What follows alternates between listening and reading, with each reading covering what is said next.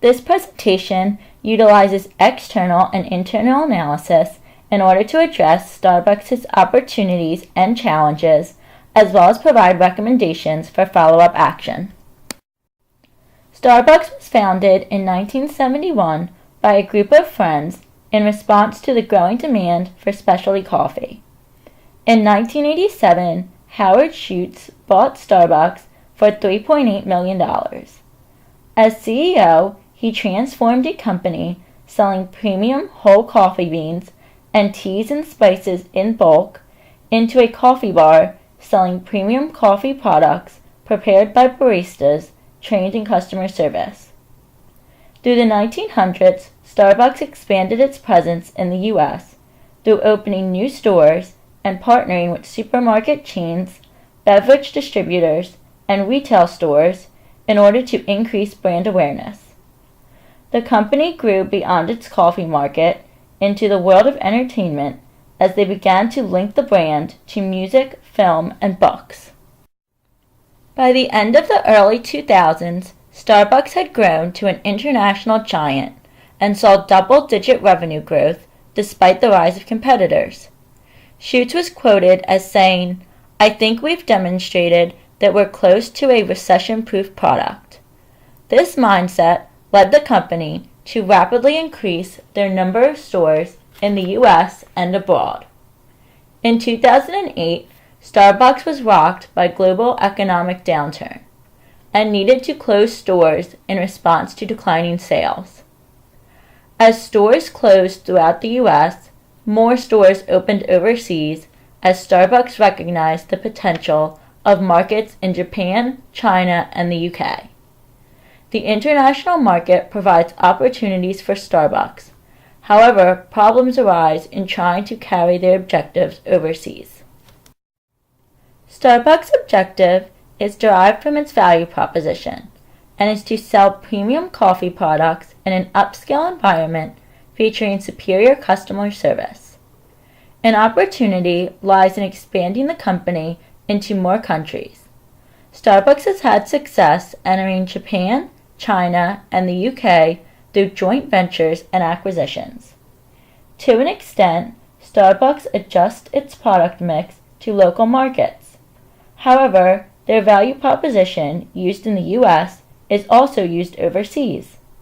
In foreign countries, particularly China, Starbucks is viewed as a luxury brand that consumers are willing to pay a premium for.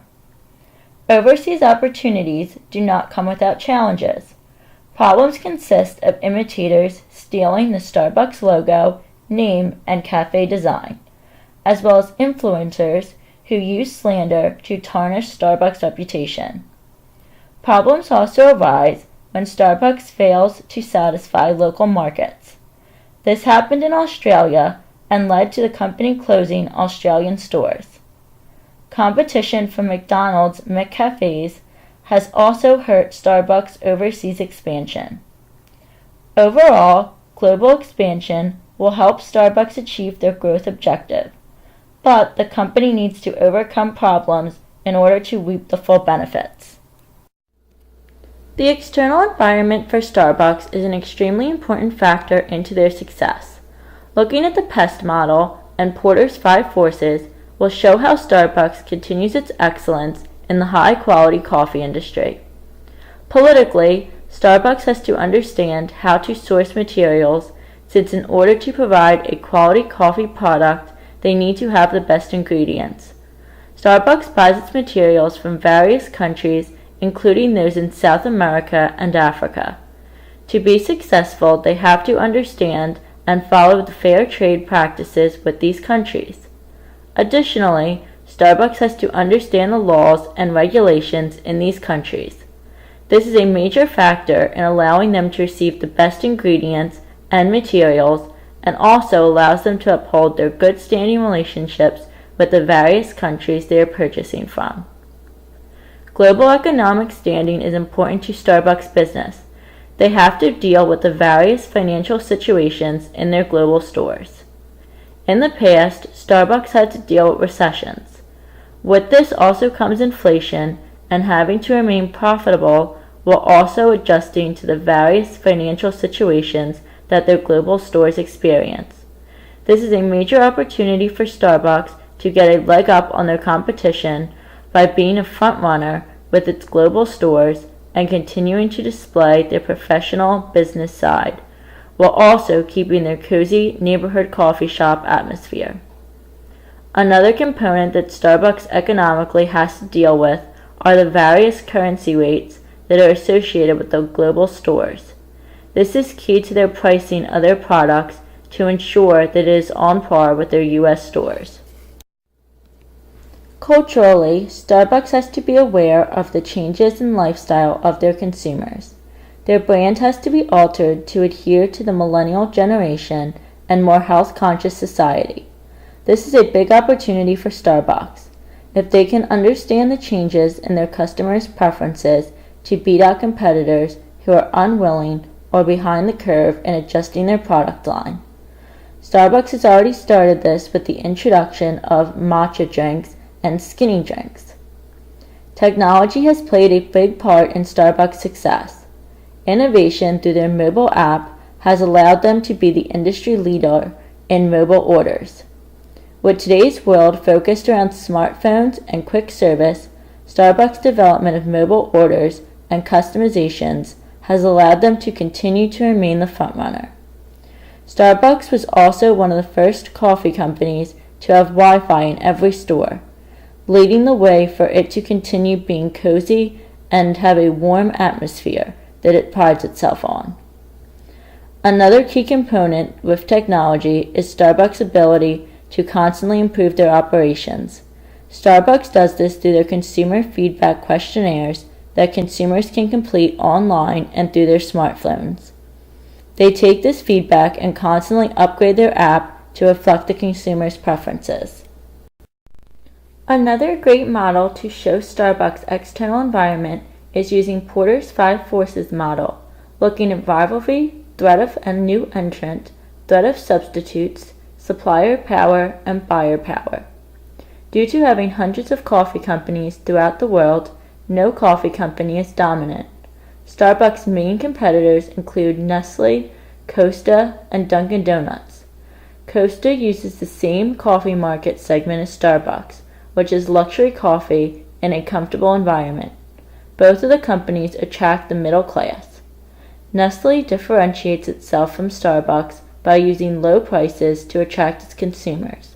During the recession, this strategy drew a lot of consumers away from Starbucks, and Starbucks is still trying to regain those lost customers. The threat of new entrants is always a concern for any company. In Starbucks' industry, the use of innovation and product differentiation allow new entrants to enter the industry easily. Fast food restaurants like McDonald's fall into this category with their innovation to their McCafe line, drawing in customers. Additionally, economies of scale of these fast food restaurants allows them to open up stores all over the world to draw away market share. Similar to threat of new entrants, threat of substitute products is also present to draw Starbucks consumers away. With hundreds of different coffee brands available, consumers can choose based on preference which company they wish to choose. This hinders that ability for Starbucks to keep their consumers exclusively. Supplier power in the coffee industry is low. This is due to the quality of coffee and how important it is to Starbucks. With a large number of coffee bean providers, Starbucks can stick to who they choose to buy from and can lower the price of the material. This allows Starbucks to get the best deal and keep the power of the supplier low. Buyer power with Starbucks is also low. This is because consumers do not go to Starbucks because they have the best or lowest priced coffee. Instead, they go to Starbucks for the environment it provides. Starbucks prides itself on being a neighborhood gathering place. At Starbucks, their consumers enjoy quality service with an inviting atmosphere. This is what makes the buyer power low, because not every coffee company can provide that atmosphere. Utilizing the PEST model and Porter's 5 Forces, one can see that the external environment Starbucks operates in has a lot of opportunities. If Starbucks can become the frontrunner and lead the industry, they can utilize this analysis to continue their success and remain in the front of the coffee industry. Starbucks internal analysis using the value chain analysis method. Primary activities. Logistics. Starting with inbound logistics, this case presents a circumstance of mixed results in success and failures in foreign markets. Product distribution was consistent and consequently successful, as in the case of Japan. However, Australia proved differently, as observers identified inconsistencies in the product and service offering. Feedback in Australia suggested that Starbucks was not offering an organic experience. They strayed from the Starbucks brand, which consequently put Starbucks in the undesirable damage control mode. It is noteworthy that Australia challenged predates the implementation of the Globally Integrated Supply Chain Program of 2010. It is likely that the inconsistencies in Australia served as the catalyst for the new global supply chain. Moving on to outbound logistics, Starbucks offered expanded menu items for the first time in 1995, which ended up being the new era of partnerships. Dreyer's Ice Cream Partnership introduced the first Starbucks coffee-flavored ice cream. This helped expand recognition of the global brand from beyond the traditional store. Consumers increasingly had more Starbucks touchpoints over the next several decades. The retail space, such as Barnes & Noble and Target, made room for a Starbucks coffee house in the stores. Supermarkets, too, offered more brand recognition due to Starbucks' partnership with Kraft. Even airline transportation sector was in scope. With this, Starbucks partnered with Horizon Air and United Airlines. Marketing and sales. Starbucks defines the coffee experience as the trinity between products, service, and atmosphere, which combine as the value proposition. In 1995, to accelerate growth, Starbucks expands its traditional food and beverage offerings. They launched the release of the Blue Note Blend coffee, which is sold in concert with Blue Note Blend jazz album. Additionally, at this time, they start selling books, and by 2001, the marketing sales program launches the SVC, otherwise known as the Store Value Card. This ends up being a tremendous success, as by 2008, Starbucks sells over 50 million SVC cards in activations. The Starbucks VIA, begins launching, and this is their first entry into the global instant coffee arena. This expansion of the new Starbucks product line provided a new consumer reachability without them having to set foot in stores. After all, this became increasingly critical as Starbucks same-store sales growth decreased between the years of 2004 and 2008. Service. CEO Howard Schultz prioritizes outstanding service as the strategy to yield the greatest return in both brand image and customer loyalty. By crafting and executing the right formula for hiring, strategy, and service, it is through the service segment that becomes the Starbucks competitive advantage. The strategic plan results in a corporate culture that comprises of a strong focus on soft skills. This includes teaching best practices for customer interaction and the just say yes policy. Additionally, baristas are encouraged to begin conversations with customers, as well as they're also encouraged to remember their names. This widespread cultural acceptance of strong soft skills propels Starbucks as a competitive standout across the industry.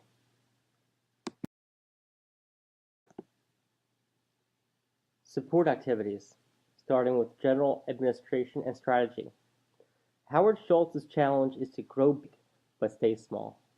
By this, he is communicating the goal to become a retailer of high-quality products while offering a consistently intimate and enjoyable experience worldwide.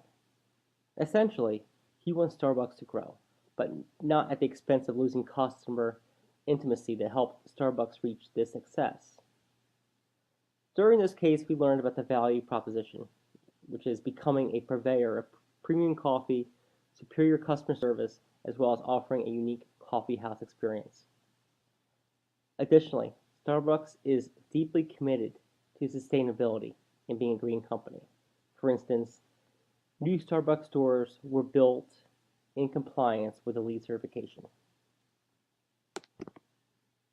Moving on towards procurement, this case cited development of a quality, strategic supplier relationship that is built on high quality standards. Starbucks instills a fair and ethical culture, whereas coffee farmers are consistently paid a fair market price. Lastly, local sourcing in host countries becomes an effective procurement strategy, as this strengthens the Starbucks relationship with the local markets. This was evident in Thailand, where Starbucks chains there served local coffee from Thai farmers. Cases like this improve the public acceptance, especially when the local economy reaps the rewards. Human resource management. This internal segment is directly correlated to the cultural and service-oriented accomplishments that give Starbucks their competitive advantage. After all, it is through effective human resources hiring strategy that contributes towards effectively hiring the right resources that shape the Starbucks culture. Recruiting strategy for retail management and barista positions start at the collegiate level. However, it also extends to identifying the right talent needed to plan and execute technology and supply chain strategy. Starbucks also has an excellent fringe program that includes a stock option plan, also known as Beanstalk, which is for eligible employees. Finally, technology management. Now, this case does not delve deeply into technology management.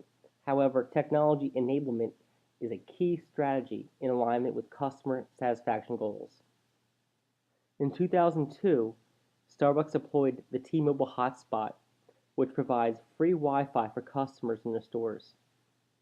This ends up being a brilliant idea because this narrows in on the customer's needs while oftentimes improving the customer experience and creating extra revenue opportunity by keeping them in the stores longer.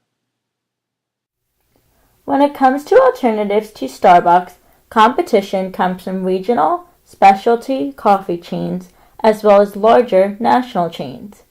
Peet's Coffee offers coffee products that are on par with Starbucks quality. Caribou's shares Starbucks' view on the importance of atmosphere. Their stores are designed to resemble a ski lodge with a wilderness cabin feel. McDonald's started offering specialty coffee through its introduction of their McCafe branded line. Unlike Starbucks, McDonald's uses a low-price strategy to attract customers. McDonald's and Dunkin' Donuts further offer differentiated service from Starbucks. These companies emphasize quick, convenient service given to customers on the go. Decision. The case ends leaving Starbucks in a pivotal position where a strategic decision is required to either pursue global expansion or just focus on growth opportunities at established locations. Based on the Starbucks core strengths, its global growth trajectory, and economic conditions, Starbucks should explore global expansion. Additionally, it is recommended that Starbucks leverages its global brand through franchising opportunities. This would be an effective strategy for Starbucks to invest and obtain capital in overseas markets while expanding its brand globally. Franchising has value and likelihood of ROI with relatively low risk. This would have to be done with the required application of research on the market and social geopolitical climate. There must be predefined criteria that helps identify those countries that are within a safe and healthy threshold for foreign direct investment. Course of action. Starbucks has a strong competitive advantage in their human resource strategy, and in their exceptional customer service. Starbucks does not need to make any changes here, but actually, they need to make these strategies scalable on a global level. The integrated global strategy should include targeting prospective franchisees who have previous relatable experience, such as working for Dunkin' Donuts or Yum brands, such as KFC, Taco Bell, or Pizza Hut. Finding these resources might be challenging, but the effort would likely be proven worthwhile given the risk lessening approach. Additionally, Starbucks should commit to thoroughness in its research, identifying target markets that are ripe for Starbucks to enter. After identifying the ideal markets for entry and prospective franchisees, Starbucks must execute their human resource plan. They must ramp up training on a global level, but doing so in a manner that is consistent with the Starbucks way. Lastly, Starbucks must commit to localization strategies while maintaining the Starbucks brand. This will help create a solid relationship between the local communities and Starbucks. As learned from the Thailand case, Starbucks should explore adding local food and beverage options to local market stores, but without dilution of the Starbucks brand. Implementation. In recommending global expansion, Starbucks must create and execute a marketing plan. This plan must be consistent with the Starbucks brand. However, there must also be applied cultural awareness to local markets. There must be applied due diligence in research to ensure that any expression or subtleties are used under the right context and without cultural insensitivity. The turnkey process must be done with thoroughness and care. The execution of a rigorous training plan becomes more vital when penetrating new overseas markets because it requires training at all levels of management and service. Effective training of the Starbucks way must be applied and ingrained as the desired cultural norm. In order to achieve the development of the Starbucks way, culture in new markets, there must be thoroughness by the training staff and willingness by all trainees. This puts increased emphasis on hiring the right resources who most likely fit the Starbucks standards.